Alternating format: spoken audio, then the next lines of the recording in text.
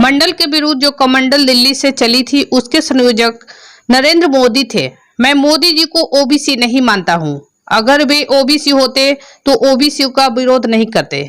अगर वे ओबीसी हैं तो ओबीसी की मंडल आयोग का 38 सिफारिश को लागू कर दे।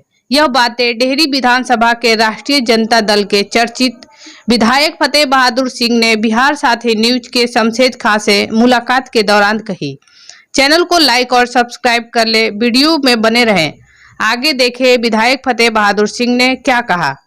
मैं शमशेद खां, अभी हम मौजूद हैं डेहरी विधानसभा क्षेत्र के विधायक फतेह बहादुर सिंह जी के पास, जो अम्बेडकरवाद को लेकर के पूरे भारत में चर्चित हैं। मैं सर्वप्रथम विधायक जी को इस बात की बधाई देता हूं, आपने राष्ट्रीय जनता दल का जो सम्मेलन कराया वह सफलतम सम्मेलन रहा। इस बात की मेरी ओर से बधाई। बहुत बहुत धन्यवाद आपको और आपके चैनल को। सर्वप्रथम मैं जानना चाहता हूं सर कि मनोज झा जी ने ठाकुर का कुआं नामक एक कविता राज्यसभा में उन्होंने पढ़ा और उन्होंने कहा कि मैं भी ठाकुर हूं, सबके मन के अंदर से ठाकुर निकालने की जरूरत है। इस पे काफ़ी विवाद मचा हुआ है, इस पे आपकी क्या सोच है? इस पर मनोज ठाकुर जी का जो राज्यसभा में उन्होंने जो कविता पढ़ा है वो एक देश के पिछले पंक्ति में बैठे हुए लोगों को के लिए उन्होंने एक संदेश देने का काम किया है कि आज जो देश की जो है पूरी संपत्ति जो है, जो सत्ता में बैठे लोग हैं, जो मनुवादी और सामंतवादी लोग हैं, उन लोगों के कब्जे में है। देश में 90% जो गरीब है उस 90% गरीबों के पास क्या है, यही तो संदेश मनोज झा जी ने देने का काम किया है। और एक समाजवादी विचारधारा के लोग हैं वो यही तो चाहते हैं कि देश में एक समानता आए। जिस देश का बाबा भीमराव अंबेडकर ने रचना किया है कि उस संविधान के में जो अधिकार जो दिए हैं ओबीसी एससी एसटी के लोगों के लिए, जब तक वो अधिकार धरातल पर नहीं उतरेगा तब तक बाबा भीमराव अंबेडकर का सपनों का भारत कैसे बनेगा। और उसी के संदर्भ में मनोज झा जी ने कहा है आज सारे देश के संपत्ति भारत के प्रधानमंत्री और उनके लोगों जो हैं पूंजीपति के हाथों में दे रहे हैं, तो भारत के जनता का क्या। मनोज झा जी ने जो अपनी बातों को कही थी वो आरक्षण के संदर्भ में कहा था, तो आरक्षण के संदर्भ में क्या के बारे में आप क्या सोचते हैं? आरक्षण तो संविधान में भी मिला है, लेकिन क्या उस आरक्षण का लाभ ओबीसी एससी एसटी के लोगों को अभी तक मतलब कि मिल पाया है क्या? सभी विभाग का बैकलॉग खाली है।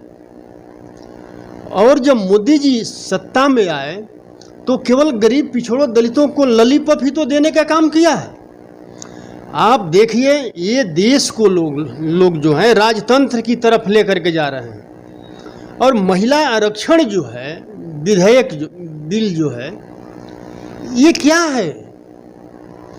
इनको जब तत्कालीन सत्र बुलाकर विशेष सत्र बुलाने का क्या आवश्यकता था?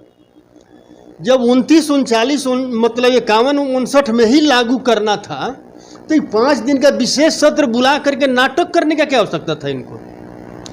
इन्होंने इसलिए बुलाया ताकि जो 5 राज्य में चुनाव चल रहा है उस चुनाव का लाभ हमें मिल सके। और ये भी एक जुमला है, कोई इनको महिला बिल लाना नहीं है। आज भी राजनीतिक क्षेत्र में, विधायिका में, पार्लियामेंट में या असेंबली में जो पिछड़े और दलित की महिलाएं जो है मात्र 2.5% है। 2.5% आपको ओबीसी एससी एसटी के महिलाएं हैं। और उस बिल में अगर अलग से आरक्षण के अंदर ओबीसी और एससी एसटी महिलाओं के लिए और माइनॉरिटी के महिलाओं के लिए अगर आरक्षण नहीं है तो ओबीसी एससी एसटी और माइनॉरिटी के साथ घोर बेईमानी है।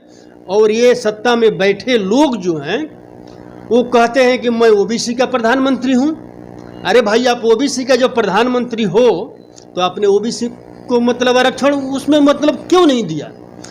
और मैं कहता हूँ कि अगर आपको महिलाओं को आरक्षण देना ही है और आपने बिल पास ही कर दिया है तो उसमें ओबीसी एससी एसटी माइनॉरिटी को आरक्षण के मतलब अंदर आरक्षण दे करके बिल तत्काल उसको मतलब लागू करिए ताकि महिलाओं को 24 में लाभ हो।